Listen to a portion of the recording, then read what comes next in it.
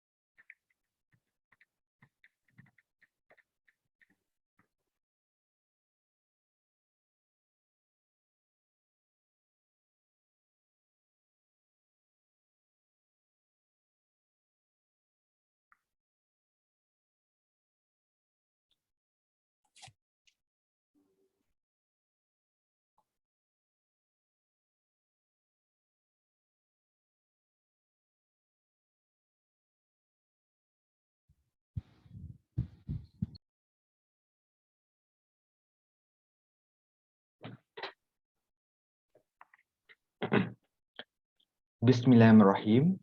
Assalamualaikum dan salam sejahtera kepada para pensyarah, ahli panel dan juga pelajar yang menyertai webinar pada pagi ini. Sihat ke semua? Diharap semua sihat-sihat belaka.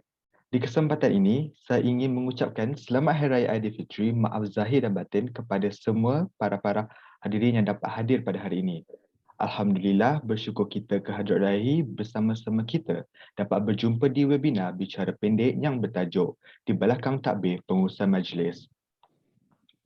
Sebelum kita mulakan majlis pada hari ini, marilah kita sama-sama membaca umul kitab Al-Fatihah. Bismillahirrahmanirrahim.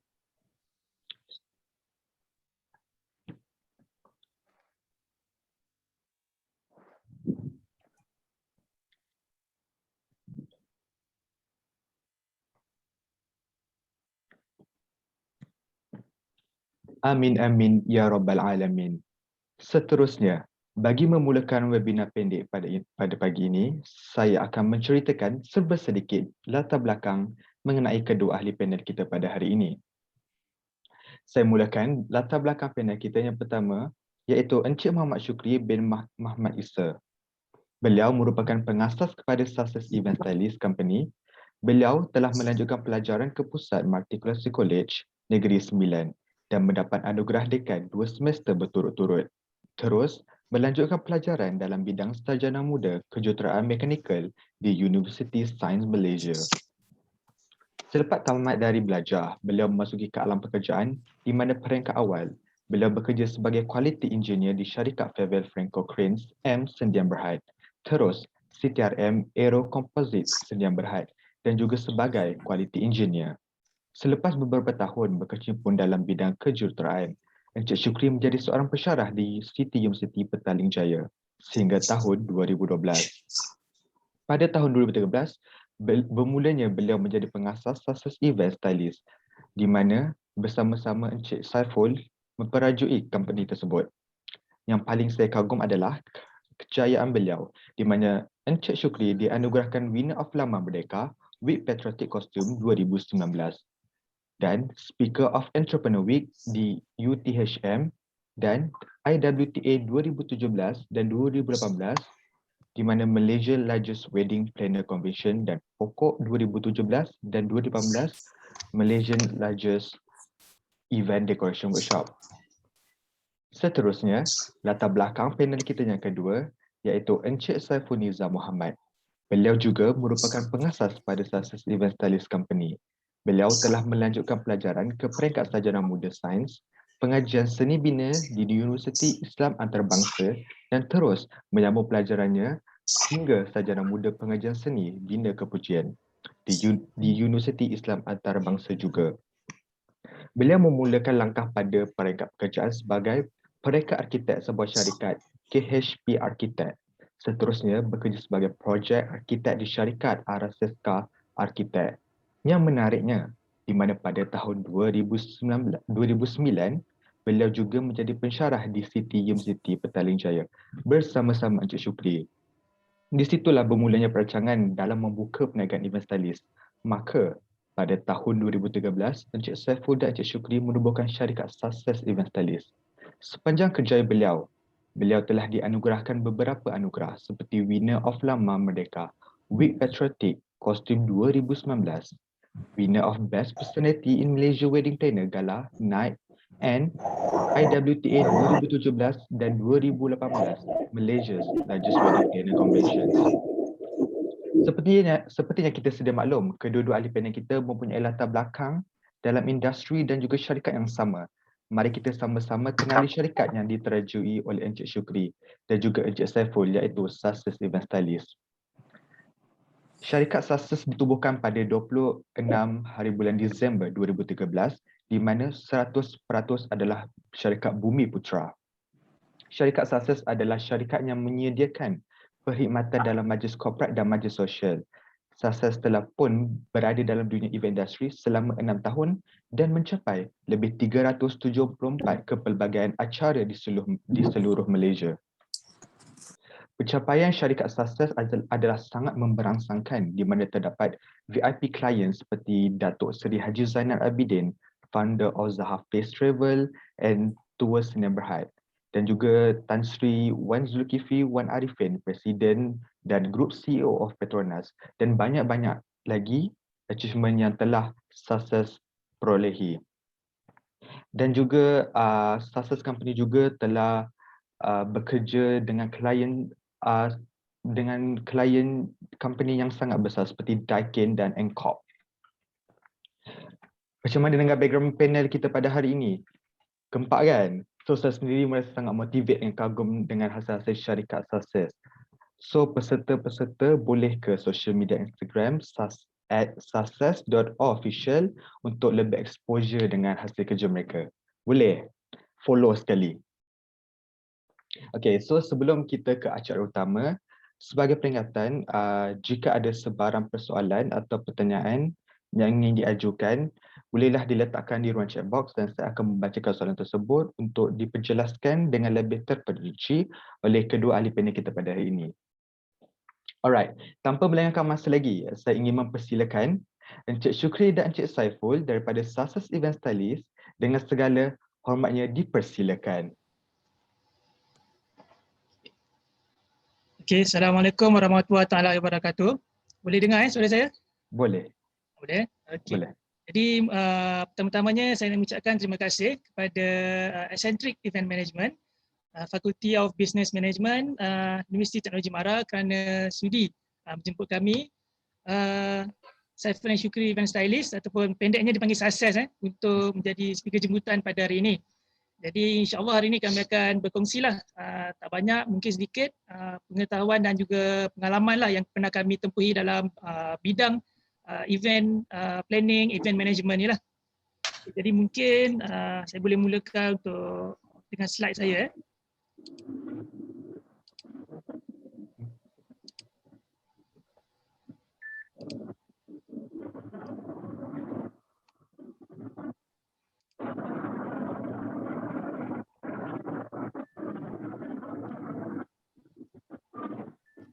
Okey, semua boleh nampak slide Boleh, boleh. Okey.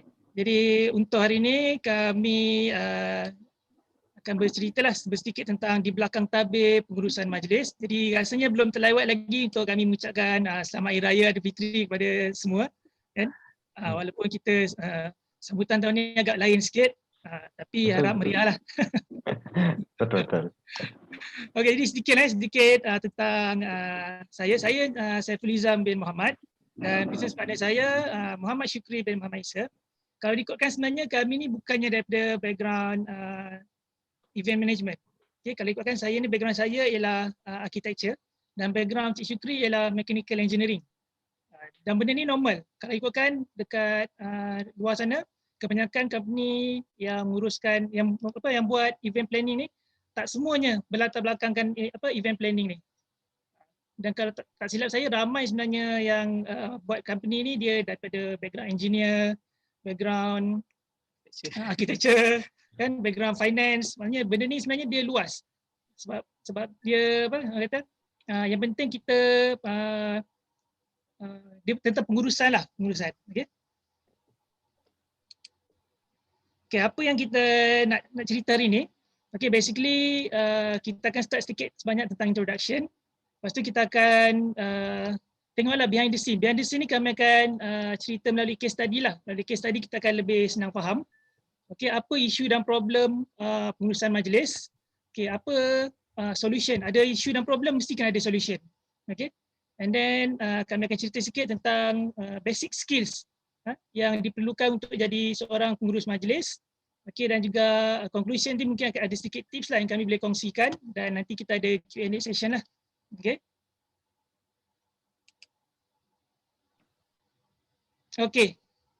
Kenalan apa itu event planning? Dia banyak terms ada orang panggil event planning, ada yang kata event management, ada yang kata event coordination. Okay. Dia sebenarnya benda yang dia dalam skop yang sama. Okay, kita manage benda yang sama, iaitu kita merancang. Sebab event planning ni sebenarnya dia first step untuk kita buat sesuatu majlis. Okay, maksudnya klien akan cari seorang event planner. Apa yang dia nak planner tu buat ialah dia nak planner tu faham kehendak dia dan terjemahkan kehendak dia tu dalam bentuk realiti lah. Okay, so tugas orang event planner sebenarnya dia bermula daripada conceptual stage sampai actual event tu yang berlaku. Okay, maknanya daripada A sampai Z. Okay, conceptual ni maksudnya klien kena datang dia tak ada idea pun dia nak buat apa. Dia cuma kata, okay, I nak buat majlis sekian. Okay, please help me. Okay, so itu datangnya planner. Planner akan, jadi saya akan cerita sebenarnya apa step-step yang kita perlu buat kalau kita ni nak bergelar seorang event planner. Okay. And then event planner ni memang dia perlu bekerja rapat dengan klien sebab dia kena orang kata design event tu. Okay, design ni bukan orang kata fashion saja, bukan barang saja. Sebenarnya event pun kita kena design. Okay, macam mana nak jadikan event tu sesuatu yang menarik, macam mana nak jadikan event tu sesuatu yang memorable. Kita tak nak buat event yang orang tak ingat pun. Nak buat apa kan? Betul. Jadi bila kita faham kehendak klien, so macam mana kita nak terjemahkan vision dan objektif dia tu dalam bentuk majlis tu lah. Okay? Sebab ke klien dia apa membezakan kita dengan event planner yang lain? Sebenarnya idea kita lah. Okay? Cara kita menterjemahkan idea klien tu. Jadi event planner sebenarnya dia merancang semua termasuk detail majlis dan juga apa tindakan yang perlu diambil untuk menjayakan majlis tu. Okay, sebenarnya setiap apa yang kita buat pun tak kisahlah kita merancang majlis ke, kita buat assignment pun lah. Kan? Perancangan tu penting.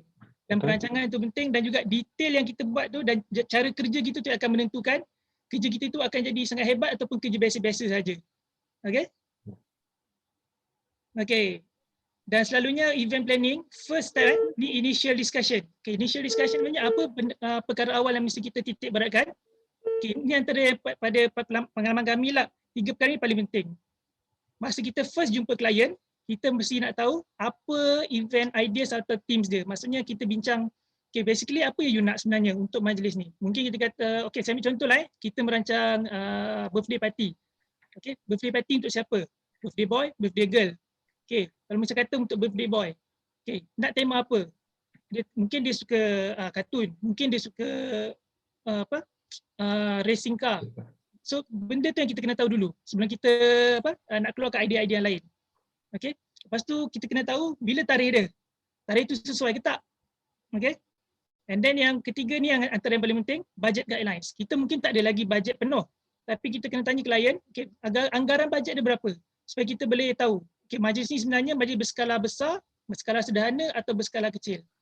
Okay, tak guna kita cerita panjang-panjang kalau kita tak tahu budget tu berapa. Sebab nanti kita akan Budget. overquote atau mungkin kita akan underquote. Okay. Oh.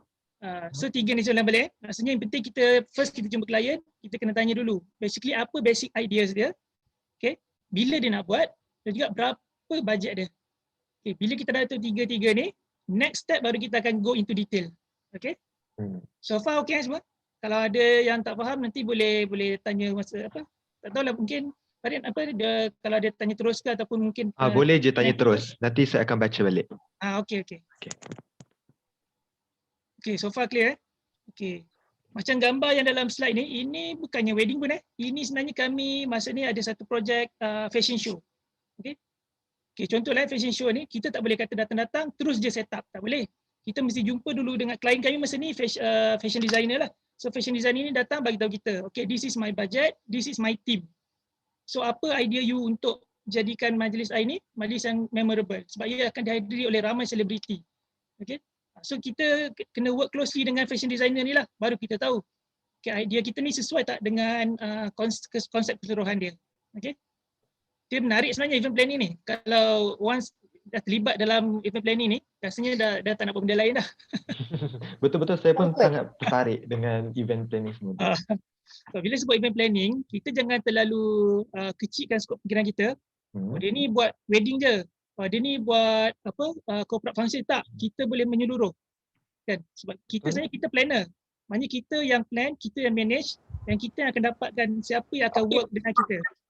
Okay? Betul, faham. Okay, ini next, ini secara general apa sebenarnya tugasan event planner? Okay, pernah dengar Gantt chart tak? Yang first tu creating Gantt chart to monitor work progress. Okay, Gantt chart ni selalunya, okay, ni sebab bukan cakap apa lah, sebab background kami lebih pada engineering. So Gantt chart ni sebenarnya dia mungkin ada kot. Saya rasa mungkin ada ambil kelas project management. Ada project management tak? Ada. Kita belajar pasal Gantt chart ni. Gantt chart belajar? Okay, so saya tak perlu nak explain sangat lah pasal Gantt chart. Dia dah faham lah. Apa-apa. Kalau cerita dekat yang tak pernah belajar pasal Gantt chart, dia panjang sikit cerita dia. Maybe part 1, part 2 maybe tak pernah lagi kot. Maybe nanti naik part 3 diorang. Okay, tak apa. Part 1 nanti lepas ni boleh Google je. Benda ni kat Google. Sekarang ni semua boleh Google. Betul. Google je. So Gantt chart ni dia ada yang daripada yang simple sampai yang betul-betul kata detail lah. So bergantung pada projek kita lah. Kalau projek kita projek yang simple, kita tak perlulah Gantt chart yang terlalu detail. Tapi kalau projek tu projek yang perlukan perancangan selama 1 tahun, so confirm kena guna Gantt chart supaya kita tak terlepas detail-detail kerja. Okay, Gantt chart ni tujuan dia memang nak monitor work progress. Okay, so kita tak boleh, kita ni kadang kita terlupa. So bila ada Gantt chart, kita dah tahu dah, by this date sepatutnya aku dah kena settlekan kerja ni. By this date benda ni dah kena settle. So at the end majlis tu berjalan lancar. Okay, itu tujuan kenapa ada Gantt chart ni lah. Event planner mesti kena tahu buat Gantt chart. Okay? And then another task event planner ni untuk finalize overall team of event. Sebab tadi kita kata initial kita dah jumpa klien, kita dah tanya, okay basically apa idea you, apa tema you. Contoh kita kata, okay ni birthday girl. Okay, anak I punya birthday, dia suka unicorn. Perempuan kan saya unicorn, mermaid, kan, Frozen. Disney, tema Disney. Betul.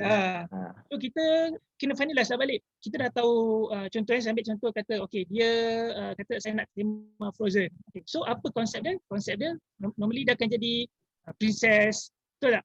Betul. Konsep dia snowy, fairy tale. So apa colour scheme yang sesuai? Takkan konsep dia Frozen kita nak bagi dia colour hijau. Kan? Betul. Dia akan jadi putih, biru. So benda ni yang kita sebagai planner kita kena ambil tahu. Okay? So, kita kena koordinatkan dengan semua yang terlibat dengan majlis tu lah. Taklah nanti kalau contoh bila kita okay memang ada Frozen, tapi kita terlupa nak mention pada caterer kita memang ada Frozen. Caterer datang dia bawa alas meja colour pelik-pelik, merah. Kan? So tak kena lah. Okay. Sini dah tanya function event planner ni. Dia koordinatkan semua pihak yang terlibat dalam function tu. Okay. Kita bukan fikir pasal kita je tau. Event planner dia macam ketua kepada sesuatu function tu. Okay. Dia sangat penting lah sebenarnya. Okay, yang ketiga. Okay, ini pun penting juga. Developing a budget. Sebab kita tolong klien kita untuk create bajet yang orang kata yang sesuai lah. Okay, kita tak boleh nak paksa dia bajet yang luar daripada kemampuan dia, ataupun kalau kita tak ambil tahu tentang bajet dia, mungkin kita akan quote terlalu rendah dan majlis tu tak dapat sampai dengan expectation dia. Dia ada bajet tapi kita yang tak ambil tahu dan majlis tu tak sampai expectation dia. Okay? Ini pentingnya bajet. Okay? Supaya dia tak burst ataupun dia tak terlalu kurang lah. Okay? Bajet ni dia bukan pasal macam mana cakap bajet ni dia bukan pasal untung tau, dia pasal supaya kita majlis kita tu capai expectation klien. Tu kenapa kita kena tahu bajet. Okay? Sebab kalau bajet klien tu ada bajet yang tinggi, so mungkin kita boleh hire vendor yang lebih berkualiti, vendor yang lebih besar. Okay? Kalau bajet dia mungkin tak berapa besar, so apa solution yang kita boleh provide kat dia? Itu pentingnya bajet. Okay? So far okay semua Okay, faham. Faham. Okay, next. Okay, pilih venue pilih tempat majlis pun sebenarnya kerja event planner. Sebab normally klien dia tak berapa familiar dengan venue, tapi sebagai orang yang sentiasa buat majlis, kita dah pergi banyak tempat dan kita boleh suggest kat dia. Okay, untuk tema ni saya rasa tempat ni sesuai. Contohlah contoh dia kata saya nak buat wedding bertemakan garden. Okay, so kita dah tahu dah, okay dekat sini contoh kita kata kat hotel ni dia ada tasik yang sangat cantik untuk you buat wedding garden you. Okay, dekat tempat ni dia ada taman yang sangat cantik untuk you buat. So kita yang tahu tempat yang sesuai untuk event tu. Kenapa selecting a venue sepatutnya jadi tugas event planner. Okay.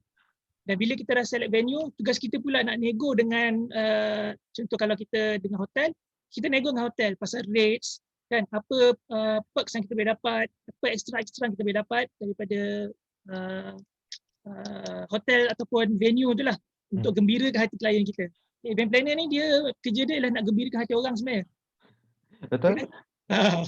So, kadang-kadang hati sendiri yang tak gembira, tapi itulah kerja kita. Okay. Dan macam saya cakap tadi hiring vendors. Maknanya kita yang kena pilihkan untuk klien kita, siapa caterer, siapa decorator, entertainment macam mana yang sesuai. Kan? Contoh entertainment tak semestinya kena penyanyi je, tak semestinya band. Mungkin kita nak panggil magician, kan? Mungkin kita nak panggil clown. Mungkin kita nak panggil dancer. Itu yang berkaitan lah, kan? Apa yang bersesuaian dengan majlis kita tu.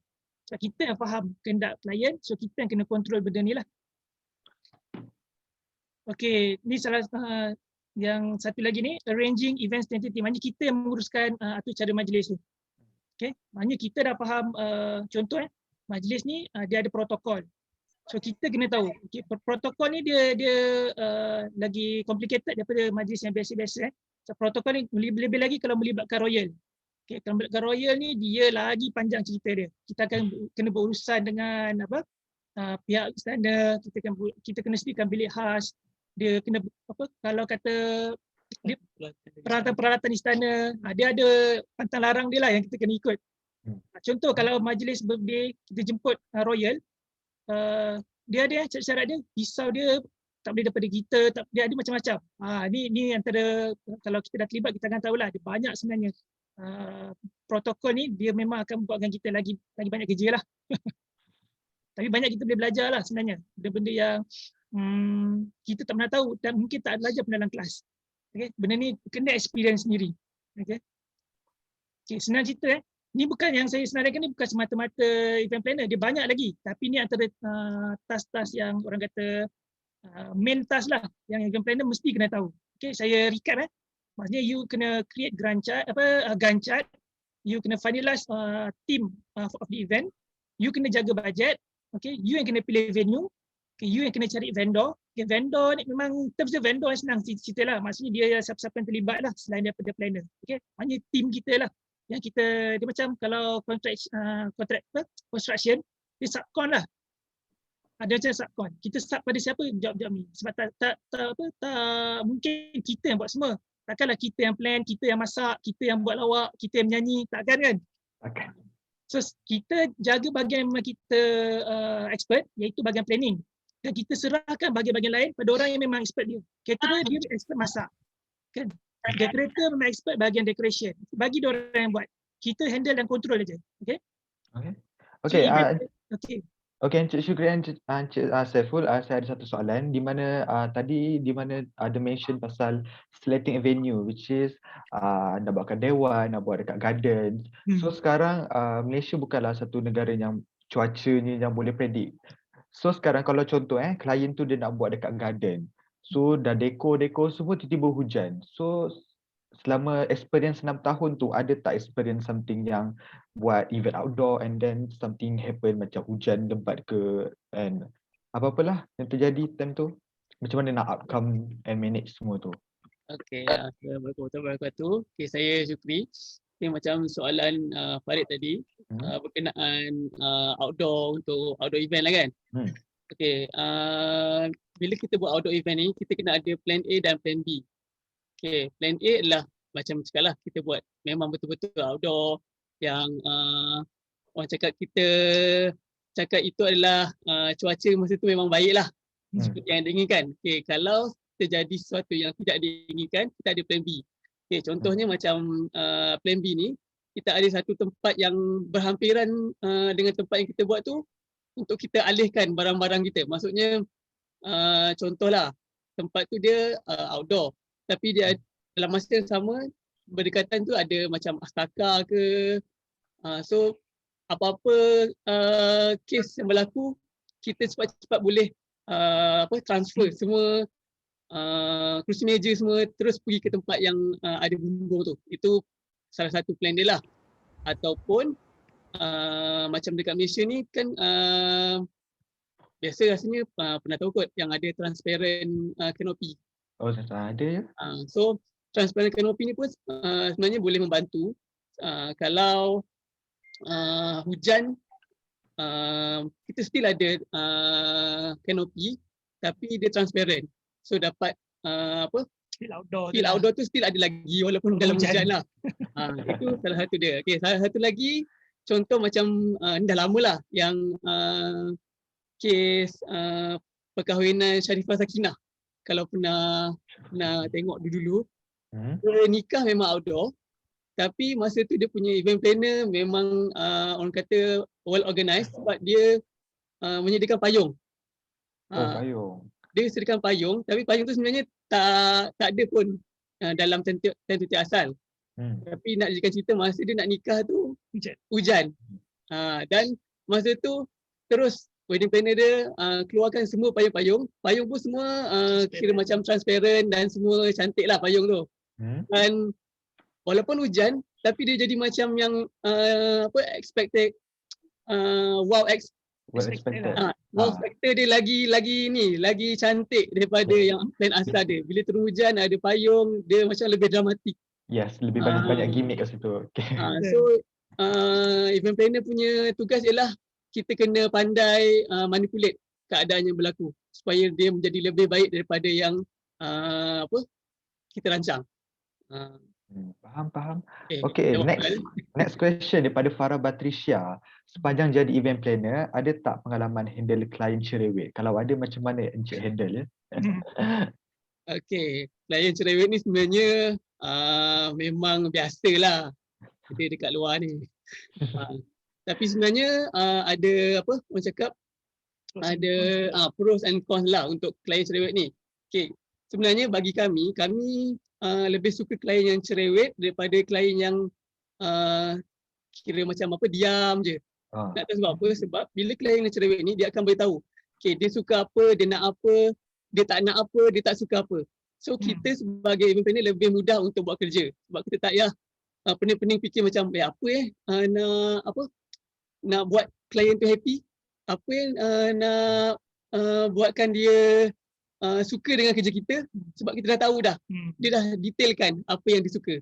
So dia lebih mudah daripada kita. Dan dalam masa yang sama dia dah beritahu dah apa yang tak suka. So bila ada yang tak suka tu kita try untuk elakkan, avoid. Langsung tak ada dalam ni. Okay, contohlah sebelum ni kita pernah handle majlis. Dia cakap dalam dia punya majlis tu dia tak nak ada ostrich feather. Maknanya tak ada elemen bulu-bulu. So memang tak ada langsung ostrich feather masa tu lah.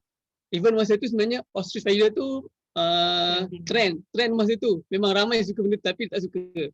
So kalau kita sebagai event planner yang shop sendiri, Kita akan letak je benda tu kan, betul tak? Sebab ikut trend kan. Betul, Tapi nanti impact dia klien memang tak akan suka. Okay, so bila kita jumpa klien-klien yang fasi ni ataupun yang cerewet ni, memang sebenarnya dia menguji kesabaran lah. Sangat menguji ya. Dia sangat-sangat menguji kesabaran. Okay, macam saya dengan Cik Saiful, kami berdua ni memang ada klien yang cerewet yang saya boleh handle. Ada klien cerewet yang saya tak boleh handle, saya pass pada Cik Saiful. So kelebihan kami bila ada partner lah. So kalau yang seorang tu dia kena pandai-pandai kontrol lah dia punya emosi. Bila dia berurusan dengan klien tu, depan-depan tu berlakon lah. Cakap okey, senyum apa semua kan. Tapi balik tu itu belakang cerita lah kan. Belakang cerita betul. So memang kita kena, orang kata kena pandai berlakon jugalah. Okay, lagi satu, sebab kenapa kita macam tu? Sebab kita adalah kita punya kenalan pernah cakap, kita bukannya nak kita nak duit engkau. Betul. So kita nak duit orang, kita kenalah layan dia kan. Betul. Takkan orang tu nak bagi kita duit tapi kita tak dapat apa yang dia nak. Sebab kalau kita bertengkar dengan klien, kita menang ke kita tak kalah. Faham tak? Faham. Dengan klien, kalau kita that's bertengkar, walaupun kita menang, sebenarnya kita kalah. Ni nanti balik cuba fikir apa maksud saya. Tengah fikir. Sebab kalau kita kalah, klien menang, okeylah, dia still ambil dengan kita kan. Tapi kalau kita menang pun, klien tak happy dah. So in the end sebenarnya kita kalah. Sebab bila kita jadi event planner, kerja kita lah kita nak gembira dengan klien. Betul tak? Kita menang tapi klien tak happy. So sama je kita kalah sebenarnya. Itu maksud saya. Okay, next soalan daripada Husna. Kalau macam contoh vendors tiba-tiba cancel in the event day, apa patut kita buat? Vendor yang cancel kan? Vendors yang cancel. So itu pentingnya sebenarnya. Kita kena ada kontrak. Okay, event planner bila kita buat besar ke kecil kejap kita mesti secure kontrak. Kontrak dengan klien pun kena ada kontrak. Dengan vendor yang kita sub pun kena ada kontrak. Maknanya dia terikat dengan kontrak. Dia tak boleh all of a sudden nak tarik diri, tak boleh. So, bila kita tak ada kontrak, memang kita tak boleh nak ikat dia. Okay?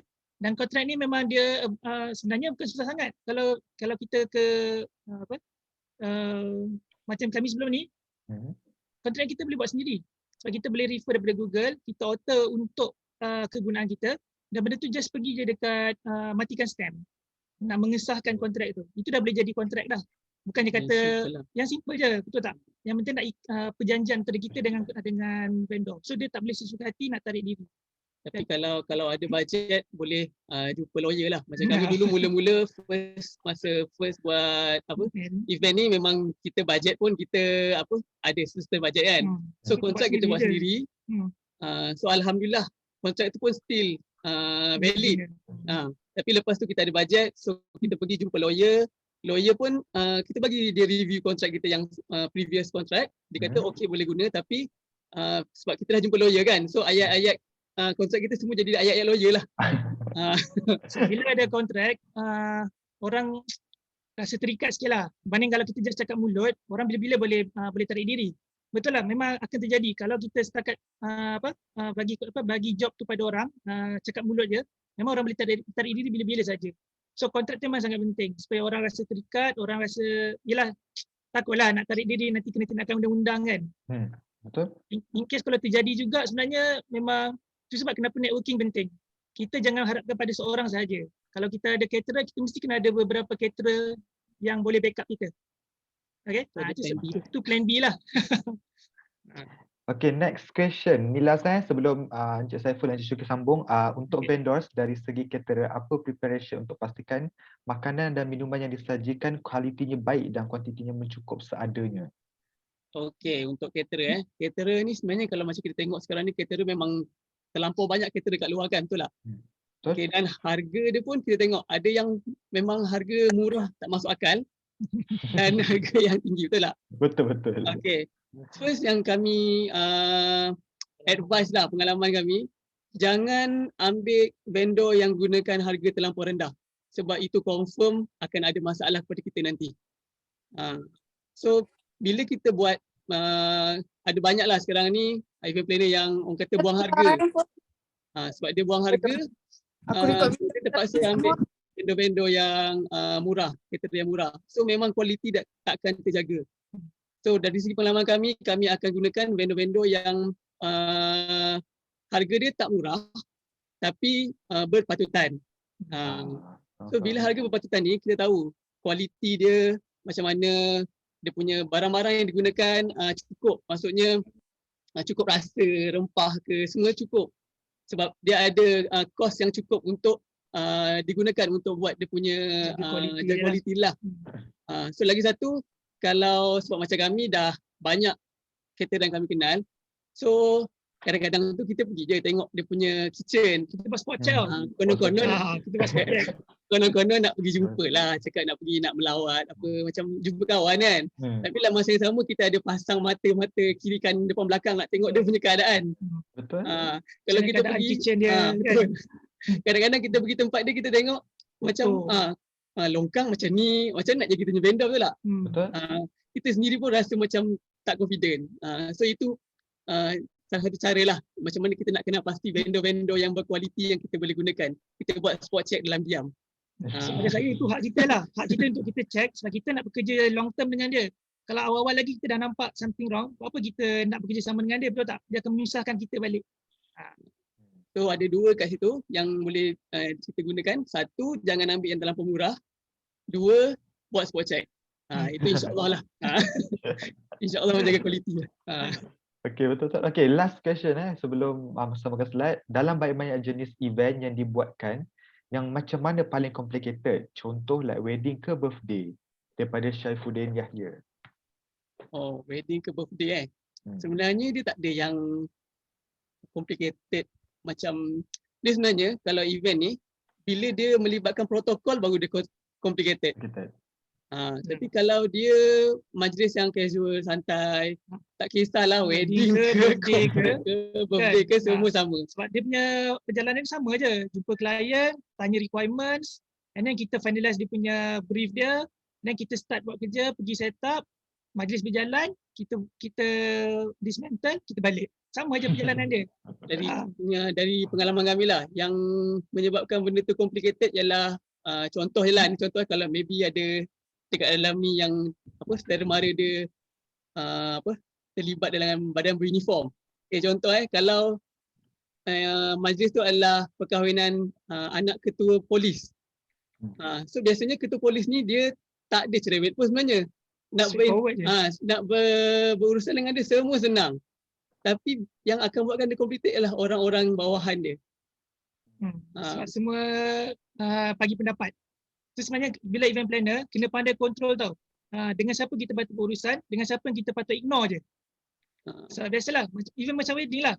Kan? Makcik tu cakap ni, makcik tu cakap ni kan. Sebenarnya kita dah berurusan dengan satu pihak je. So kita jangan terlalu ikut kata-kata orang lain sekeliling klien kita yang nak bagi pendapat juga. Kita stick to one person je, siapa yang person in charge untuk majlis tu. Betul. Sebab kalau macam perkahwinan anak ketua polis tadi lah. Dia yang bayar kita dah deal dengan dia apa semua. So kita ikut je apa yang kita dah deal daripada awal. Bila orang persekitaran yang lain tu, sebab biasa orang-orang tu akan datang masa kita set up. Dan dia orang akan ada request macam-macam lah. Padahal sebenarnya benda tu klien tak nak pun. Tapi dia orang yang mana-mana nak. So itu kita kena pandai handle masa tu lah. Itu antara yang cerewet lah orang cakap kan. Okay. So boleh teruskan lah Boleh teruskan.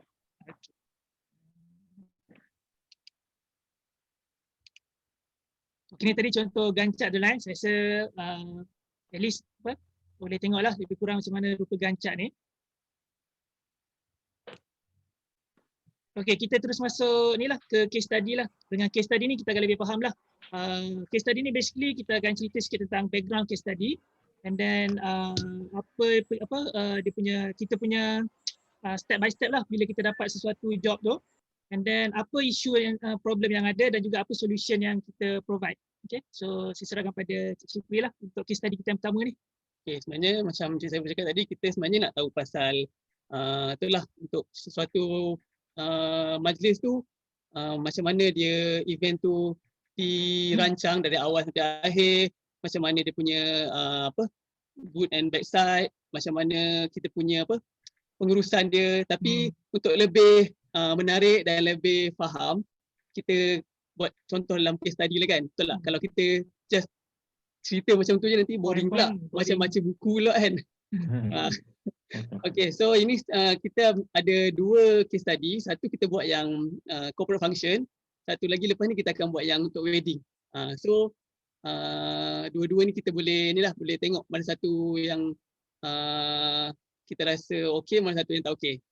Okay, untuk first kali case study kita pernah handle untuk LHDN Gala Dinner 2019. Okay, ini untuk Puspanita. Ini majlis ni Gala Dinner ni dia peringkat kebangsaan ni. Maksudnya dia LHDN satu Malaysia Satu datang. Malaysia. Termasuk Sabah dan Sarawak. Okay, yang ni masa tu sebab dia punya majlis hujung 2019, sebelum COVID lah lebih kurang kan. Sebelum COVID sebelum COVID. Okay, dia buat dekat Renaissance Hotel KL. Okay, klien kami adalah Srikandi LHDN. Okay, masa yang diberikan untuk buat majlis ni untuk plan majlis adalah dalam masa setahun. Setahun 12 bulan. Dia bukannya sekejap, setahun kita nak rancang majlis ni. So kita boleh katakan ini adalah antara big project jugalah sebenarnya. Okay, so okay, untuk yang ni, okay, kita ada first kali ni macam mana kita punya proses lah. First kali dia contact kita through FB Messenger. Okay, mula-mula dia PM dululah. Dia cakap lah dia dari LCDN, dia berminat untuk buat berminat untuk ambil kita sebagai event planner dia untuk dinner dia. Okay, masa tu masa tu kami pun dalam proses cakap daftar company untuk income tax, pencukaian. So belum lagi betul-betul bayar cukai begitu tak. Okay, so bila dia sebut LHDN, masa tu kami rasa macam ini perangkap ke? Sebab masa tu memang banyak kes dari kenalan-kenalan kami yang kena kontak dengan LHDN dengan cara macam ni. Nak jadi klien. Nak jadi klien. Tapi end up, diorang sebenarnya kena saman. Sebab LHDN kejar masa tu. Sebab tu dia kontak kita guna FB, guna IG. Kami tak lari cukai tau. Kami tengah nak buat masa tu. Baru in process. So, bila dia kontak, kita tak layan.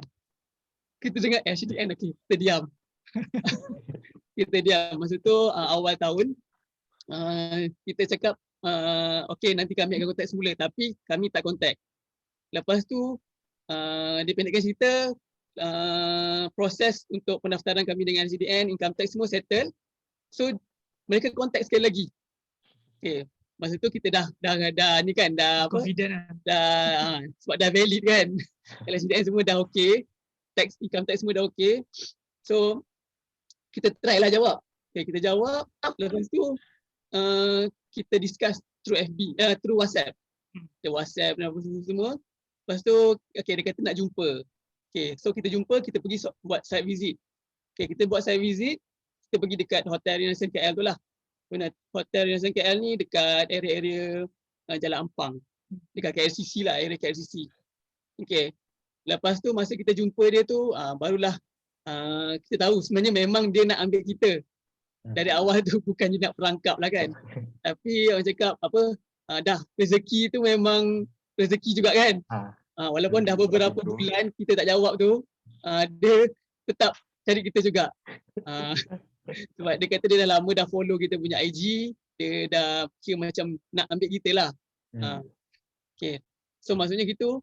Biasa klien ni memang akan contact kita through FB. Lepas tu kita akan discuss through WhatsApp.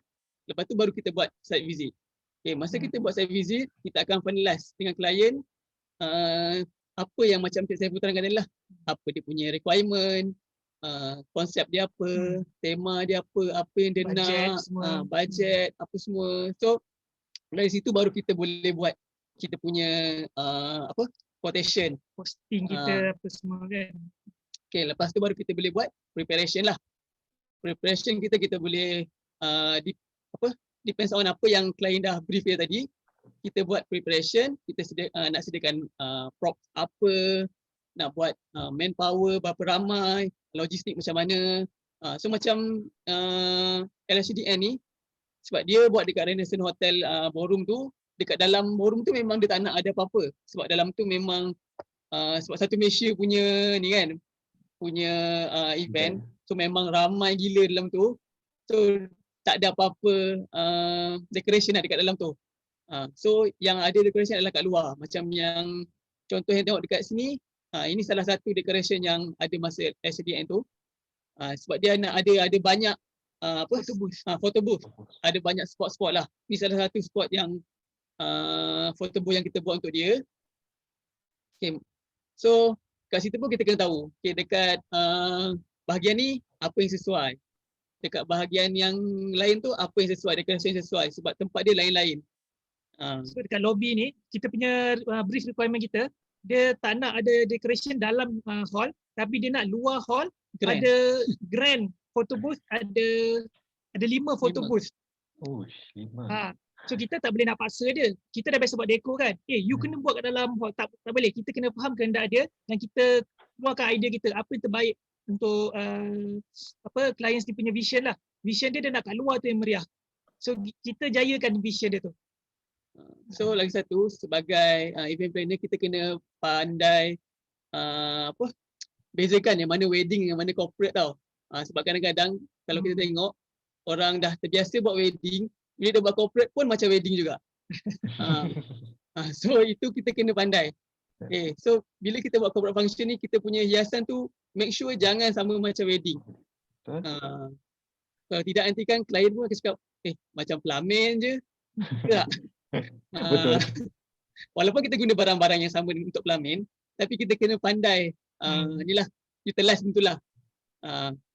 Okay, lepas tu bila dah prepare semua,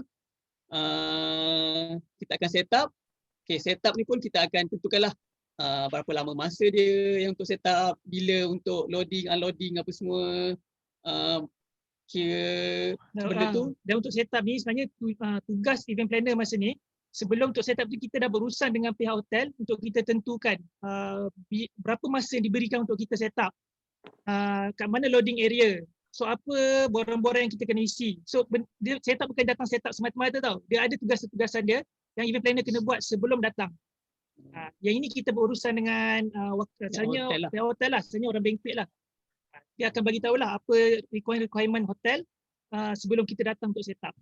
Sebab kalau macam sekarang pula ada yang tambahan ialah bila set up ni kita kena ada swab test.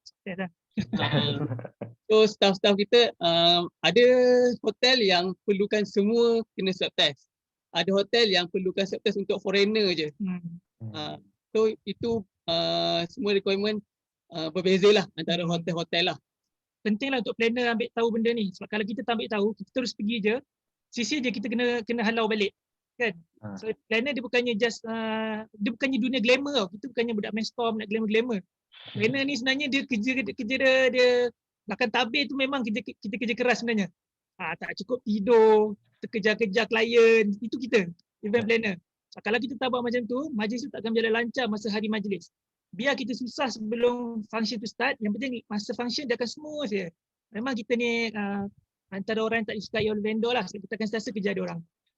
Okay, kalau kita pasal setup ni untuk LHDN tu boleh katakan lebih kurang hampir 72 jam kita tak tidur non-stop. 7 jam. 72 jam, lebih kurang 3 hari lah. 3 hari. Jadi semua dah sedia kan nak tak tidur 72 jam. Jangan ingat semua happy-happy je kerja event planner ni. Macam kita orang cakap dulu, masa study tak tidur malam, siapkan assignment apa semua kan. Sebenarnya benda tu preparation untuk jadi event planner juga. Dah biasa tu. So sekarang bila alam pekerjaan pun benda yang sama berlaku. Okay, lepas tu bila kita set up, biasa set up ambil masa yang lama lah. Then daripada habis event semua kita akan dismantle. Okay, dismantle tu biasa tak akan ambil masa yang sama macam set up. Cuma kita kena pandai organize lah. apa benda yang kena set up dulu, apa benda yang kena dismantle dulu. Sebab kadang-kadang hotel lepas kita punya event, ada event lain yang nak masuk. So kita kena tanya dulu hotel, kawasan mana yang dia perlu gunakan dulu, yang perlu kita clearkan awal. So kita kena pandai arrange masa kita. So bila kita dah arrange mana nak kemas dulu, kita pun boleh arrange sekali dengan lori datang untuk ambil barang kita. So tak adalah nanti lori dah sampai, kena tunggu kita sampai 3-4 jam, kita tak habis kemas lagi. So benda ni semua tugas event planner lah. Kita menguruskan masa juga sebenarnya. Okay, next kita beralih kepada soalan daripada kita punya peserta from Liana. Saya nak tanya, better jumpa wedding planner berapa bulan sebelum wedding? Which is di dalam era COVID-19 sekarang ni. Soalan dia. Okay, kalau macam sekarang sebab kita MCO on off ni kan. Okay. So kita boleh jumpa wedding planner tu kalau macam dulu 6 bulan sebelum 6 bulan sebelum majlis lah. Kalau macam sekarang rasa 3 bulan dah boleh jumpa dah. Cuma untuk finalisekan masa tu, macam tarikh tu bergantung pada keadaan semasa lah. Macam kadang-kadang kita dah 3 bulan kita dah plan, masa tu tak PKP, still boleh buat majlis, so still on. Macam kami macam sekarang ni lepas raya ni sebenarnya banyak wedding, banyak event, tapi semuanya terpaksa postpone sebab beberapa hari sebelum raya kena PKP kan. So itu sekarang ni tak boleh nak ni lah, tak boleh nak. So, ada benda yang kita tak boleh nak kontrol. Tak boleh kontrol. Keadaan ekonomi kita tak boleh kontrol. Keadaan bencana alam kita tak boleh kontrol. COVID ni pun kita tak boleh kontrol. Tapi so normally selalu macam Cik cakap, sebenarnya yang secantiknya 6 bulan sebelum majlis kita dah jumpa wedding planner ataupun event planner. Kan? Sebab kalau setahun dan ke atas selalunya tak berapa sesuai. Setahun tu paling max lah. Nak jumpa setahun awal dah jumpa dah. Untuk function besar okey. Tapi kalau selalunya kalau terlalu awal kita jumpa nanti tak jadi. Pengalaman kami kalau klien tu tanya dia punya majlis dalam 3 ke 6 bulan daripada sebelum majlis, benda tu insya-Allah jadi. Kalau yang setahun lagi biasanya kadang berangan je. Yes. Kadang orang saja tanya kaji, okey company ni sesuai tak? Ada dah cari company lain. Tapi banyak juga yang setahun bila ni balik lalas putus tunang lah, jadi kahwin lah. Jangan tanya awal sangat. Tapi kalau untuk prepare budget, boleh lah. Boleh. Tak tahu budget kan. Okay, next question. Okay, apa lagi? Cakap dulu, sorry. Dah. Okay, next question daripada Zuhelmi. Salam, apa pendapat Tuan berkenaan masa hadapan industri pengurusan acara ini selepas era pasca pandemik COVID-19?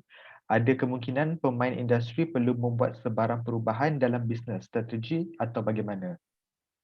Okay, kalau macam sekarang ni lah, start dari tahun lepas, memang untuk pemain industri macam kami, sangat-sangat terkesan. Macam kami sendiri, banyak kawan kami yang dah gulung tikar lah. Sebab dia terlampau fokus pada event. So dia tunggu, end up memang dia tak boleh nak buat apa lah. Dia tak boleh nak survive. Tapi macam kami, sebab kami ada mentor yang kami masuk kelas lah. Dia beritahu daripada awal dulu masa tahun lepas, okay, sekarang siapa yang buat servis kena ada keluarkan produk. Macam pengurusan majlis kita dikira sebagai servis, kita tak ada produk, kita bawa servis. So bila jadi macam tu, kita cepat-cepat terus kena cari apa bisnes yang kita boleh keluarkan produk. Tapi dalam masa yang sama, kita bukannya tutup bisnes ni, kita tidurkan, kita rehatkan dia. Rehatkan sementara, tapi dalam masa yang sama kita bangunkan bisnes lain. Itu kita punya backup lah.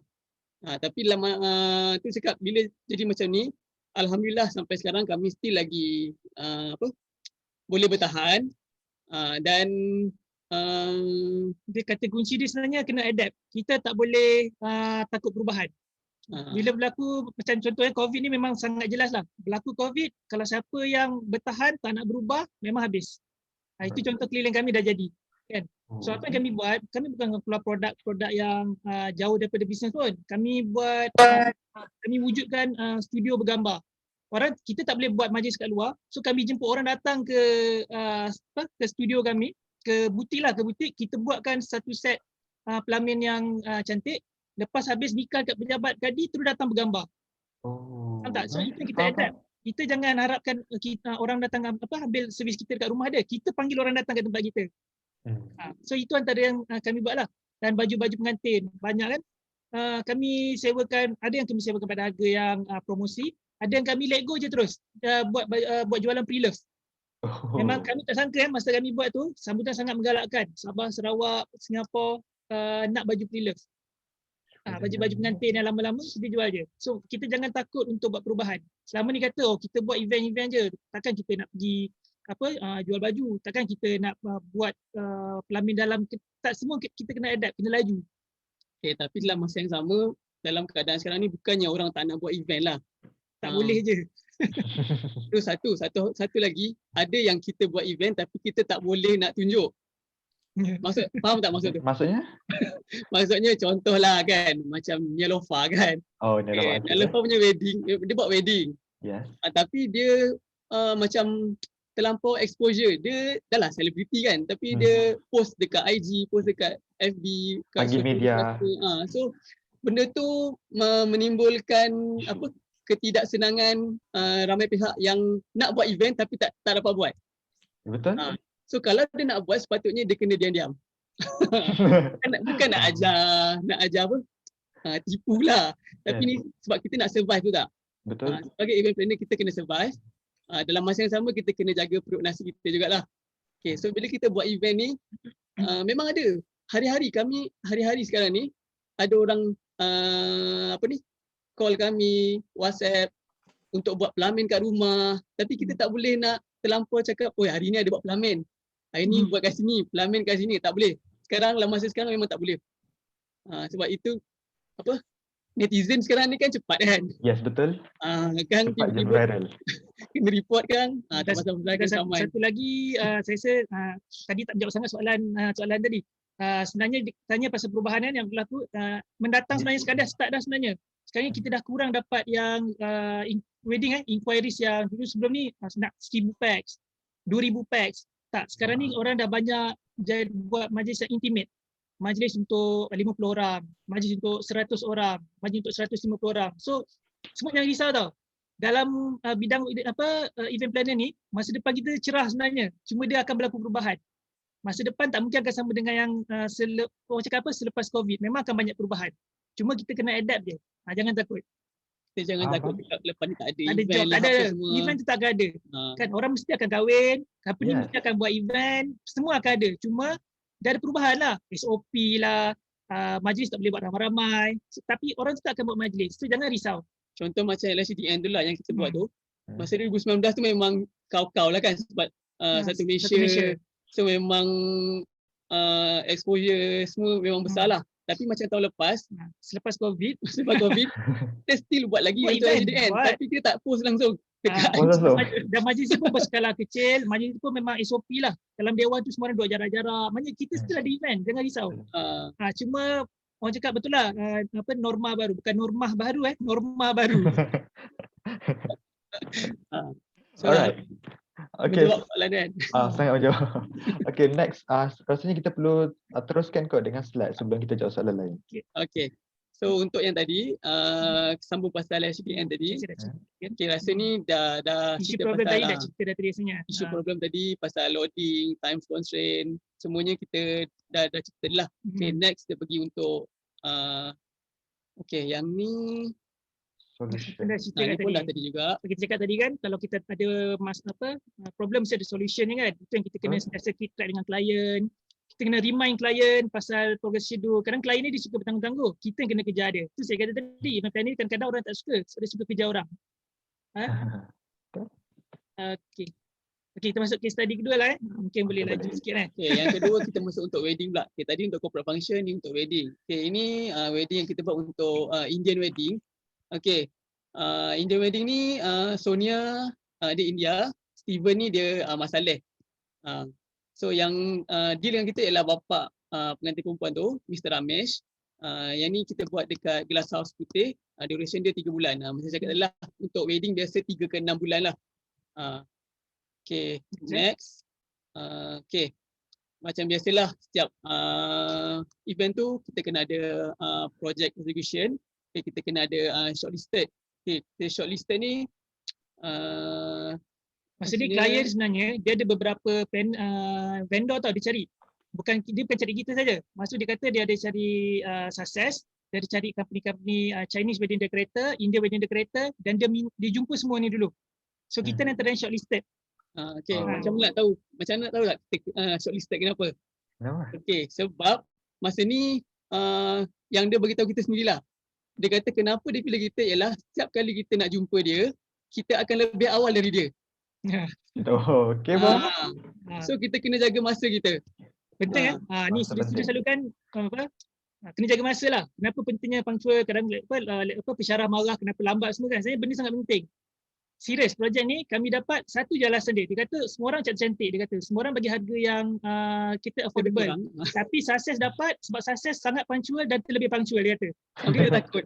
Dia selalu kalang kita orang bila meeting. Dia kata nak lawan kita tapi tetap sukses yang lagi datang awal. Walaupun dia awal, ada sekali tu memang dia awal. Tapi dia kata dia terkejut sebab kita lagi awal daripada yang dia awal tu. So masa memang sangat-sangat penting. Macam dalam company sukses ni, memang kita orang selalu tekankan kena punctual, kena jaga masa. Okay, masa tu klien kita tak sedar tu tak benda tu.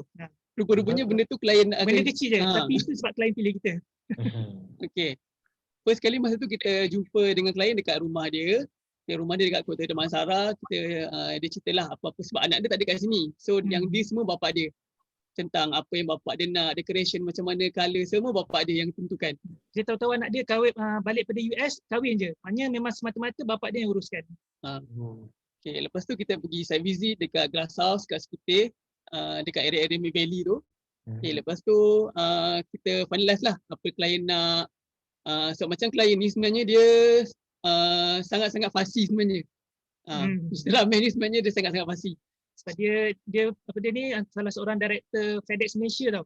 So bayangkan orang yang berdarjah tinggi mesti dia banyak kehendak dia. Sebab dia punya guest dia pun VVIP. Dari Jepun lah apa semua yang datang. So memang dia nak yang terbaik lah untuk anak dia. Nak pula ini pula anak perempuan sulung dan salah satunya perempuan kan. So memang dia nak buat yang terbaik. So memang dia sangat fussy. So dia punya hari-hari dia akan WhatsApp kita. Okay, dia cari dekat internet. Ini Pinterest terjumpa yang ni. So, Pinterest. Sekarang Pinterest jadi rujukan. Ya betul-betul. So Pinterest punya gambar sangat-sangat orang cakap kadang-kadang handphone lah dengan gambar Pinterest. Sebab benda tu semua overseas punya ni kan. Dia ada yang tanya pasal fussy klien kan. Ini contoh projek yang fussy klien lah. Tapi walaupun dia fussy, kami sangat senang berurusan dengan dia. Sebab kita tahu apa yang dia nak semua macam keep track. Kita dapat track apa yang dia nak. Macam dia nak ini kita terus cari yang ni. Dia nak yang ni terus cari yang ni. So dia happy lah sebab kita faham kehendak dia. Memang tapi mula-mula tu jumpa dia sebab dia orang besar kan. So rasa macam takut juga kan. Biasalah. Nervous juga lah kan. Tapi bila dah lama-lama tu kita rasa macam jadi geng lah dengan dia.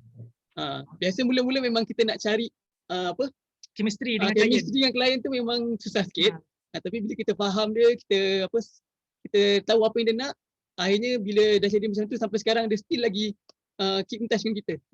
Even masa raya itu pun dia still wish raya apa semua. Okay.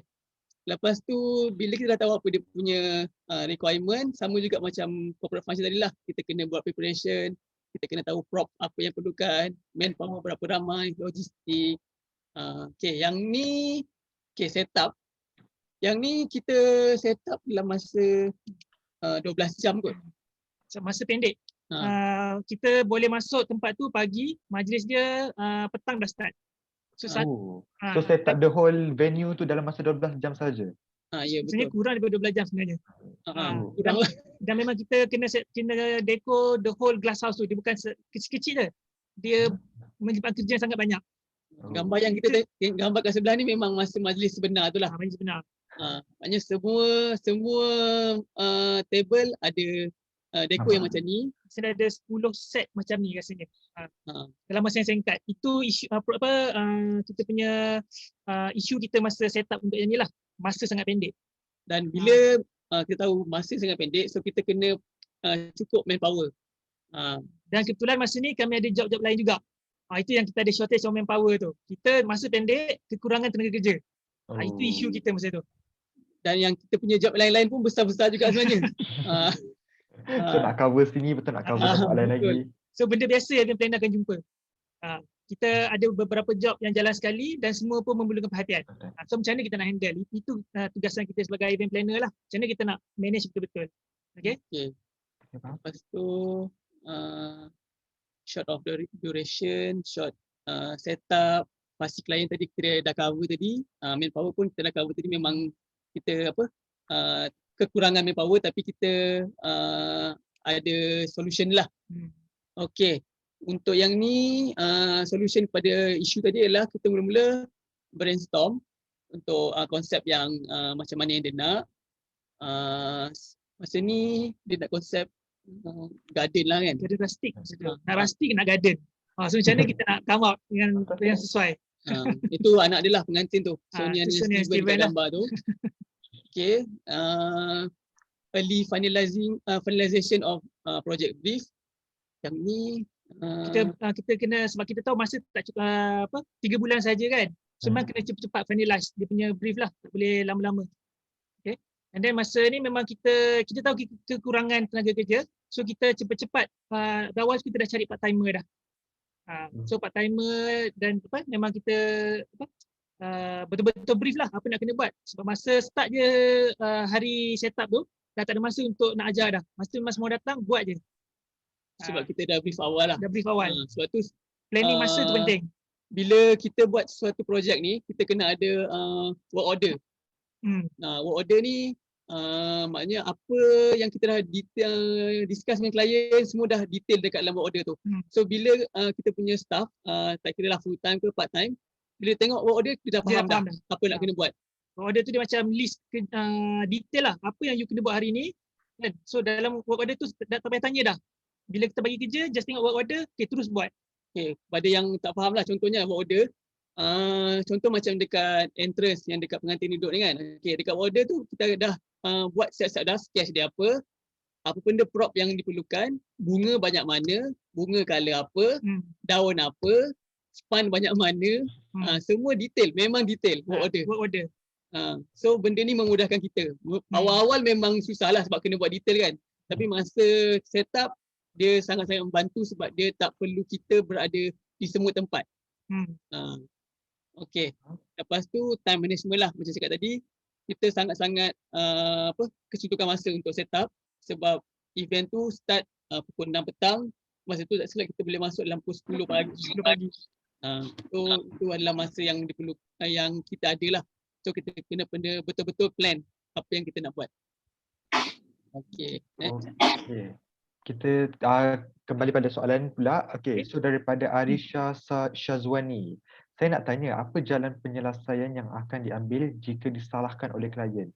Dan klien cakap company Encik ni mempunyai servis yang teruk. Okay. So setakat ni alhamdulillah macam cakap dengan Cik Saiful dengan cakap tadi, semua yang kita dah discuss dengan klien semuanya kita dah masukkan ke dalam agreement, dah masukkan dalam kontrak. So alhamdulillah untuk sukses tak ada lagi berlaku benda-benda yang macam tu. Sebab semuanya ada black and white. Dia kunci dia kat sini ialah black and white tau. Agreement, black and white, and then apa yang kita discuss dia semua kita kena catat. On paper. On paper. Tak boleh cakap mulut je. Kalau dia kata okay, I nak buat perubahan, catat perubahan tu masuk dalam file kita. So bila at the end kalau di issue dia mesti kata, I tak puas hati lah kenapa you buat macam ni, kita boleh tunjuk balik bukti. Okay, I buat ni disebabkan you dah mention you nak macam ni. So kita ada proof nak buktikan kita buat berdasarkan apa yang kita dah bincang, bukannya ikut suka hati kita. Sebab mustahil kita akan buat sesuatu yang salah kalau kita macam mana cakap, kalau kita dah betul-betul plan, kita follow dan klien pun kena tahu benda tu. Jangan buat surprise Klien tak suka surprise tau. Macam kita kata, okay, I nak buat surprise kat you tunggulah nanti hari kejadian, you tengok apa you dapat. Itu jangan. Itu yang akan jadi nanti klien tak puas hati. Sebab dia expect lain, dia dapat lain. memang kadang-kadang kita rasa macam wow, benda tu dah cantik. Dah cantik. Tapi dia punya dekat klien tak kena langsung dengan taste dia. Benda Sebab tu, jangan buat surprise. Benda tu memang dah terjadi kat depan depan mata kita orang, kawan-kawan kita orang punya sendiri. Sebab dia konon-konon nak surprise klien. Dia berangan lah itu ini kan. Dia kata cantik. Tapi klien tak suka. Datang klien, terus klien tak suka. Dia cakap lah, klien bayar kita tau. Kita mesti tahu apa dia nak, kita mesti happykan dia. So dia mesti tahu apa yang dia dapat sebelum hari actual event to take place. So macam cakap lah, maknanya kita kena ada black and white. Dalam kontrak, agreement semua memang dah detailkan semua tu. So insyaAllah tak ada masalah lah. Okey, Jawab soalan. terima kasih menjawab. Okey, next question daripada Hazira Daniel. Saya nak tanya dari segi koleksi pelamin dan pakaian, company Encik kumpul dengan membeli atau mencet sendiri? Atau daripada vendor ke macam mana? Okey, contoh kalau macam dululah masa starting untuk baju pengantin, kita memang tak ada baju pengantin. Tapi kita ada kawan yang buat butik baju pengantin. So kita pergi, sebab kadang-kadang kita kena pandai pilih kawan lah. Ada kawan yang kedekut. Ada kawan yang dia willing to share. Macam Alhamdulillah kami ada jumpa kawan yang dia tak kisah guna butik dia untuk kita bawa klien. Mula-mula memanglah kita offer baju ready made. Maknanya baju yang sedia ada kat butik. So kita gunalah butik kawan kita tu untuk klien kita pilih baju. Tapi dalam masa yang sama, kita offer baju baru. Tapi dengan tambahan sikit, contohlah, dia masa tu, dia sewa baju 1,500. Contoh dia sewa baju 1,500 lagi perempuan. Tapi kita offer dia untuk buat baju baru, tambah 300 je, 1,800. So siapa tak nak kan, betul tak? Betul. So bila kita dapat baju baru, okay, itu akan jadikan kita punya collection pula. Akhirnya baju kita pun banyak. Itu untuk baju lah. Okay, untuk pelamin pula, memang mula-mula kita akan beli yang benda-benda props yang ada setengah benda kita kena belilah. Maknanya yang basic-basic kita belilah. Tapi yang lain-lain tu macam kami pergi belajar sendiri. Macam mana nak buat props, macam carving. Kami pergi belajar dengan orang-orang yang memang dah experience buat benda tu. Sampai Indonesia pun kita pergi tengok buat carving. So, maknanya antara decoration yang carving tu datang daripada company Sasa sendirilah. Ya betul. Kami belajar dan kami dia train. Willing to learn tau. Dia belajar ni dia tak pernah stop. Maknanya belajar kena belajar. Dia akan sentiasa berlaku perubahan dan kita kena adapt perubahan tu, kita kena belajar benda baru. Kita tak boleh expect hari ni trend dia A, besok pun akan A juga, tak. Okay, kenapa kita kena belajar? Sebab sekarang ni decoration dia terlampau cepat. Dia punya trend dia terlampau cepat. Bila kita buat design A, tiba-tiba dah keluar B, dah keluar C, dah keluar D. Okay, bila kita pandai buat sendiri, so kita dapat kejar trend tu lah. Maknanya kita taklah ikut je trend. Sebab bila kita pandai buat sendiri, kita terus cari design-design yang dari overseas. Sebab Malaysia ni sebenarnya design dah tertinggal lah sebenarnya. Dah lapuk lah. Dengan negara-negara macam Indon, Filipin, Thailand kan. So bila kita tahu kat sana punya design dan kita pandai buat sendiri, dalam masa sama kita boleh kira macam jadi trendsetter lah. Trendsetter lah. Itu cara dia untuk bertahan untuk bertahan dalam industri. Okey. Ada soalan lain? Encik sambung dulu slide ni. Okay. So basically untuk case study kita dah selesai. Ni rasa dah penghujung dah ni. Saya cuba cerita apa basically skills yang basic skills yang event planner kena ada lah. So sebenarnya 3 ni yang paling penting. Dia ada banyak sebenarnya, tapi pada saya 3 ni penting. Yang first nak jadi event planner, you mesti highly organized. Tak boleh orang yang kelang kabut, tak ikut masa, tak boleh. You mesti highly organized. Okay? Sebab you akan banyak, macam cakap tadi lah, dalam satu masa you ada banyak projek dan dalam setiap projek tu you ada banyak task you nak kena handle. Kan? So macam mana you nak handle benda tu kalau you sendiri tak teratur? Kan? Asyik lupa bangun tidur lambat. Lepas tu jumpa klien tak punctual. Macam mana? Tak boleh. Okay? Orang jadi event planner dia mesti sangat berdisiplin. Siapa disiplin dia tinggi, lagi dia akan pergi jauh. Percayalah cakap saya. Okay? Lepas tu yang kedua, selain daripada highly organized, kena ada PR skill. Sebab apa tahu? Event planner, you berurusan dengan siapa sebenarnya? Dengan pokok ke dengan orang? Dengan orang.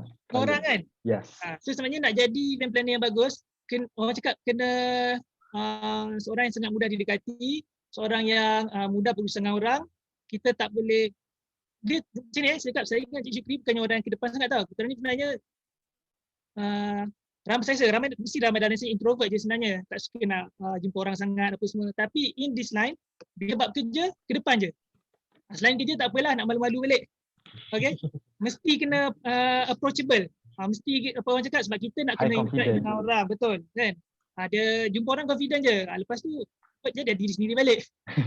Okay, PR skill tu kena ada. Sebab kena Yes. pandai macam mana nak nego dengan klien, macam mana nak pitching, nak pujuk klien terima idea kita, macam mana nak pujuk pihak hotel bagi ekstra pada klien kita. Kalau you bagilah sikit ekstra coklat ke, bagilah ekstra benda cantik-cantik. Kita yang itu kerja kita tau. Bukannya klien nak pergi jumpa orang hotel nak cerita benda tu. Itu kerja kita. Okay, macam mana kita nak network dengan ramai vendor-vendor, supaya vendor lagi kita baik dengan dia, lagi banyak kelebihan kita akan dapat. Okay, bagi you harga kawan-kawan lah, bagi you harga kasih sayang. Kan? Kalau kita ni muka ketat je, siapa nak bagi kita harga kasih sayang? Betul tak? Betul. Itu PR skill sangat penting untuk event planner. Yang satu lagi saya rasa sangat penting juga, communication skill, written and verbal. Okay, jangan kata tak penting You kena pandai buat kontrak. Belajarlah. Aku cakap benda ni semua kat Google ada. Okay. You kena pandai buat kontrak. You kena pandai buat presentation untuk present kat klien. Okay. Lepas tu kalau verbal, kena pandai macam mana nak convince klien. Mungkin kena berlatih lah. Kalau siapa yang tak malu-malu, mungkin berlatih bercakap depan cermin dulu. So, benda ni sangat penting written and verbal, dua ni sangat penting. Okay. So you nak write proposal, ataupun mungkin you handle event client, you nak kena write speech untuk dia. Kalau you write speech biasa-biasa, dia tak meninggalkan kesan. Cuba bayangkan, kita write speech, bila klien macam kata kita buat wedding kan, kita buat speech untuk mak baca pada anak dia. Dia baca je, satu dewan menangis. Kan? Benda tu akan jadi orang ingat kita tahu. Anak ambil dia lah, dia memang pandai pegang hati orang. Macam mana nak jadi tu, dia terus lah, tak adalah kata terus jadi kan. Dia continuous learning lah. Belajar sikit-sikit, insyaAllah kita pandai lah. Okay. Ni tips-tips lah. Siapa nak jadi event planner, yang penting kreatif lah. Mana datang kreatif ni? Kreatif ni kadang-kadang bukannya semata-mata bakat tau. Kreatif ni boleh dilatih. Sebab kena banyak membaca. Melalui pembacaan, betul. Melalui pembacaan kita akan lebih kreatif sebab kita akan lagi banyak berimajinasi. Orang kata, alah nak jadi event planner baca apa? Tak, mesti kena rajin membaca. Kena rajin pilih bacaan lah. Jangan baca majalah-majalah hiburan je. Hanya kenalah baca majalah-majalah yang berkaitan dengan decoration. Betul tak? Satu lagi, ni mungkin tak berapa popular lah idea ni, tapi sebenarnya saya suka tengok movie. Tengok movie bukan semata-mata nak happy-happy tau. Kita tengok movie, kita observe. Contoh macam dulu, saya pernah ada satu sebenarnya masa jadi lecturer, saya pernah handle student punya design. Masa tu dia punya design dia nak buat konsep Moroccan. Saya cakap dia, you balik, you cari cerita ayat-ayat cinta, you tengok cerita tu. Bukan tengok cerita dia bercinta. Tengok scene masa dia nikah. Itu tujuannya kita tengok movie. Kita nak dapat idea. Okay. Dan satu lagi, hari ni Pinterest lah. Pinterest macam-macam ada. Itu cara kita nak cari idea juga untuk be kreatif. Sebab macam yang tadi tu, kita pernah buat lah. Ada satu klien dia punya wedding, tema dia winter. Winter so, masa tu kita macam cari-cari idea apa semua. Coincident, kita punya idea tu lebih kurang macam yang dalam cerita Harry Potter. Memang bila kita tengok balik, memang sebiji macam apa yang Harry Potter tu punya scene masa cerita Goblet of Fire. Memang sekarang pun kita tengah prepare untuk klien, tema dia Bollywood.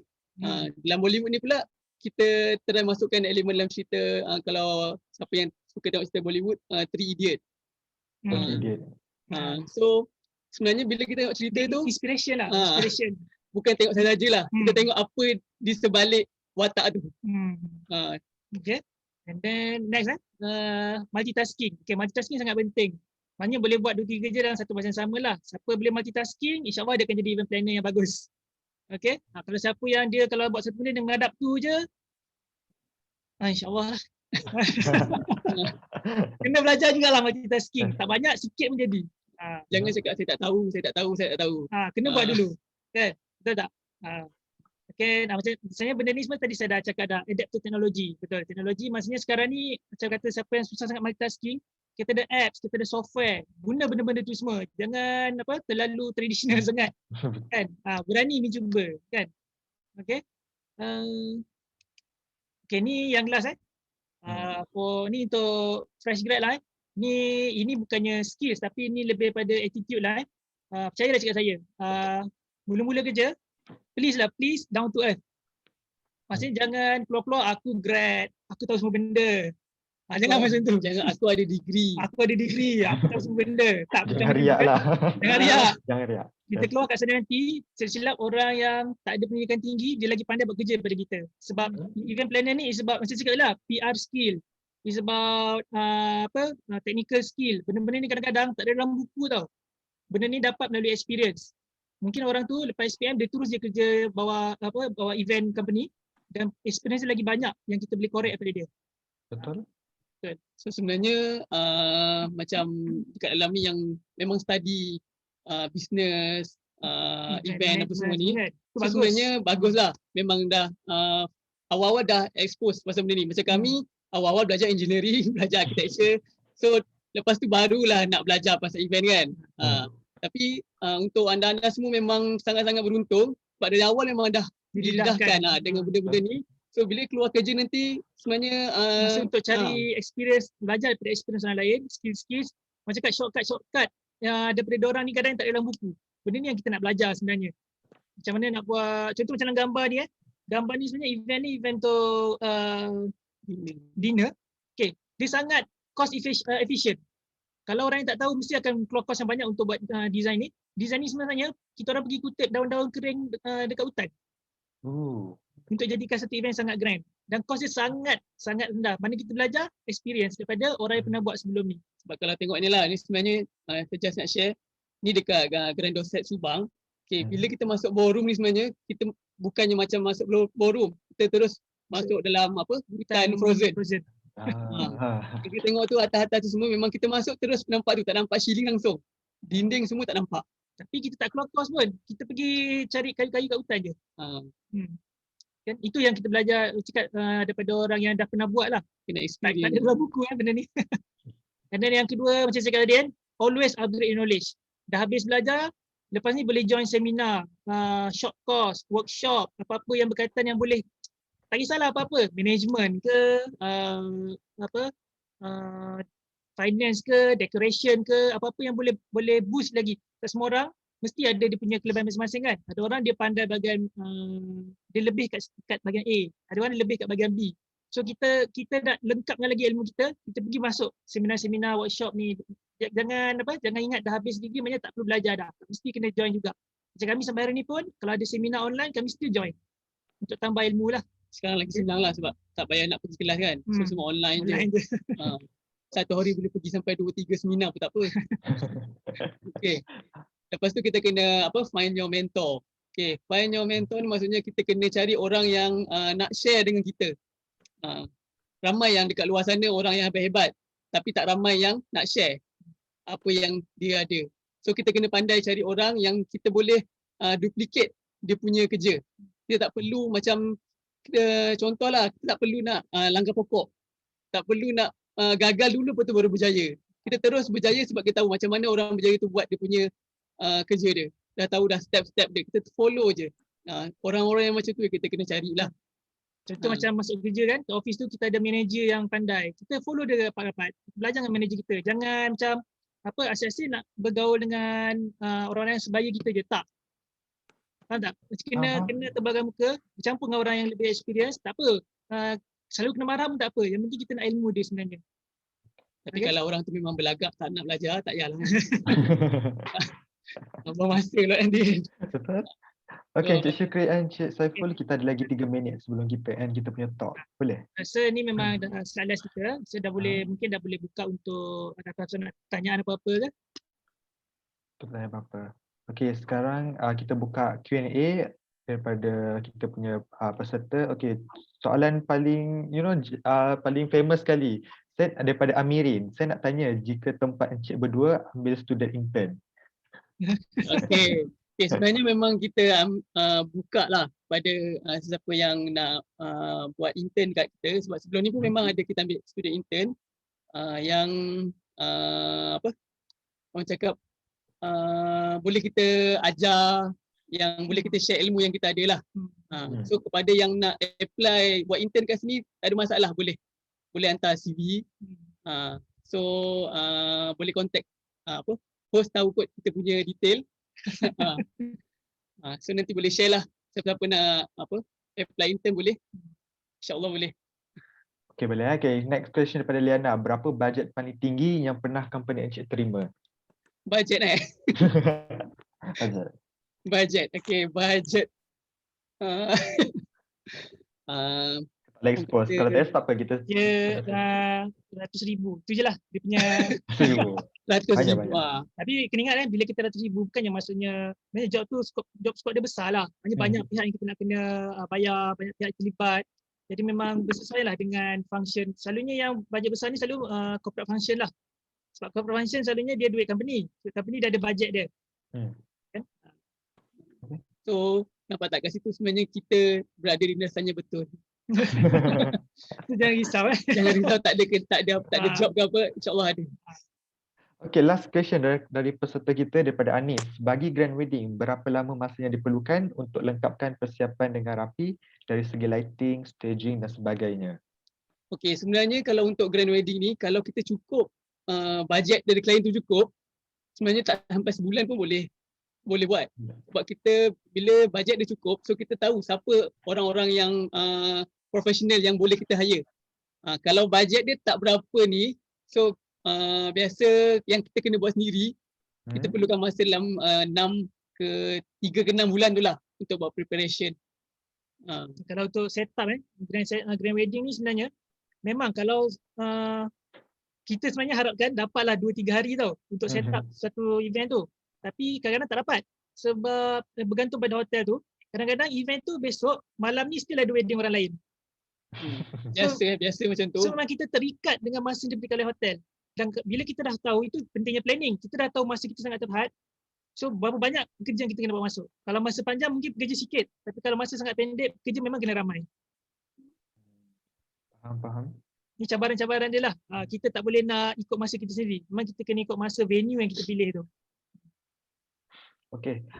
Kepada para peserta, ada lagi tak soalan-soalan yang nak diajukan kepada Encik Syukri dan Encik Saiful sebelum kita tamatkan kita punya webinar ni? Semua okey tak? Yang 99 orang ni? Harap semua apa yang kita share ni dapat membantulah sedikit sebanyak kan. InsyaAllah betul-betul. Oh, last daripada Husna Zaman ni, pernah tak terjadi apa-apa insiden masa prepare or during event, and what should we do in case something bad happen? Bad happen something bad. Tanpa means kita dah ada plan A, plan B tu kan? Ada plan lagi lepas tu. Tak boleh ketahui. So macam mana? Ada pernah terjadi tak? Contohlah kalau kita dah buat plan A, B, C sampai Z kan. Tapi semua bila kita buat semua tak jadi kan. Benda tu memang kita kena akhir sekali memang kita kena jumpa klien, kita kena explain betul-betul. Kita macam cakap tadi lah, kita kena humble lah. Down to earth. Kita jangan lari dari masalah. Jangan cakap itu bukan salah kita. Cakap kita dah cuba yang terbaik, kita dah ni. So klien pun manusia. So bila kita explain betul-betul apa semua, paling kuat pun dia suruh refund je. Tapi sekarang selamat lah, tak pernah lagi lah jadi pada sukses. Minta dijauhkan lah kan. Jadi pengalaman daripada kawan-kawan kita yang company-nya lebih gah daripada kita, dia kata macam tu lah. Kita macam mana pun, kita jangan lari dari masalah. Kita kena handle the situation. Masalah ialah untuk diselesaikan, betul tak? So kalau ada masalah, tak dapat selesai on the spot, memang kita kena jumpa klien. Rendahkan diri, jumpa klien, mengaku kesalahan kita. Kalau betul dia nak refund, kita kena refund. Kita tak boleh buat apa. Memang tu lumrah lah kalau dah buat salah kan. Right. At least bila jadi masalah tu kita dah try untuk solve the problem lah. Bukannya kita lepas tangan. Itulah. Okay, daripada Al-Hafizi, berapa banyak event boleh dihandle dalam satu masa? Okey, untuk sukses, kami pernah dapat untuk satu hari dalam paling banyak 8 ke 10 majlis untuk satu hari. So dia bergantung pada kapasiti company itu sendirilah. Sebab ada company dia boleh handle sangat banyak, dan juga size function itu sendiri. Kalau function kecil-kecil mungkin kita boleh banyak satu hari. Tapi kalau function tu memang mega function, besar kemungkinan satu hari satu function tu je kita ambil sebab kita tak nak jeopardize quality dia. Okay? Contoh macam LHDN tu lah. Mesti kita buat LHDN, kita dah tolak semua function lain sebab kita tahu itu besar. Okay, faham? Alright. Okay, so jadi nampaknya kita sudah membacakan semua soalan yang telah diajukan kepada peserta pada hari ini. Panel kita, Encik Syukri dan Encik Saiful, ada kata-kata terakhir dan juga pesanan yang ingin disampaikan kepada semua sebelum kita menamatkan webinar Bicara Pendek ini. Ada tak? Okay, last advice. Okay, first sekali terima kasihlah kepada pihak Accentric di UiTM kerana jemput kita orang. Okay, macam saya cakap tadi, pada semua sebenarnya pangkat adik-adik lah pada kami kan, gunakan apa yang dah belajar tu sebaik-baiknya dan cari orang yang betul dalam industri. Itu sangat-sangat penting. Sebab kalau kita tak cari orang yang betul dalam industri, kita akan terkontang-kanting. Maksudnya kita tak tahu siapa yang kita nak refer selepas ni. Masa belajar kita ada lecturer. Kita ada orang yang boleh kita tanya, ada senior. Ada guide. So bila dalam industri kita cari orang yang boleh kita jadikan rujukan pula. Jangan malu untuk bertanya pada orang-orang yang dah berjaya. Dia lantarlah orang kata, poyo lah kau. Biasanya kat luar sana akan ramai orang yang tak suka bila kita nak berjaya. Dia memang biasa. Tapi kita pedulikan je. Kita, diorang tak bayar bil kita. Kita bayar bil kita sendiri. Okay. Rasa tu je kot. Okay. So masa memang sangat menjumpai kita. Terima kasih Alhamdulillah dan terima kasih kepada semua yang terlibat untuk webinar pada hari ini. Nama saya Muhammad Faizuddin bin Azman, pengacara majlis dan juga wakil dari Accentric, ingin mengucapkan ribuan terima kasih kepada Encik Syukri dan Encik Saiful kerana sudi menjadi panel webinar Bicara Pendek. Tidak dilupakan juga kami punya advisor iaitu Sir Latif yang merupakan penasihat kami bagi webinar ini. Seterusnya para pensyarah yang sudi menghadirkan diri pada majlis hari ini dan tidak dilupakan juga kepada semua hadiri dan hadirat sekalian memeriahkan webinar Bicara Pendek di belakang tabir pengurusan majlis. Mohon ampun jika dari pihak kami ada sebarang kekurangan. Sesungguhnya yang baik itu datang daripada Allah dan yang buruk itu datang daripada kami sendiri. Akhir sekali, saya tutup majlis kita pada hari ini dengan tasbih kifarah dan surah Al-As.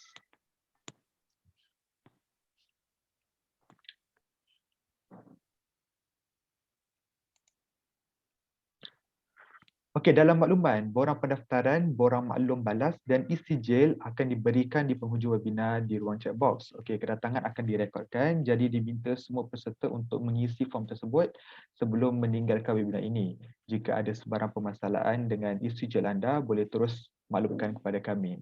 So, terima kasih. Thank you yang hadir hari ini. Bye.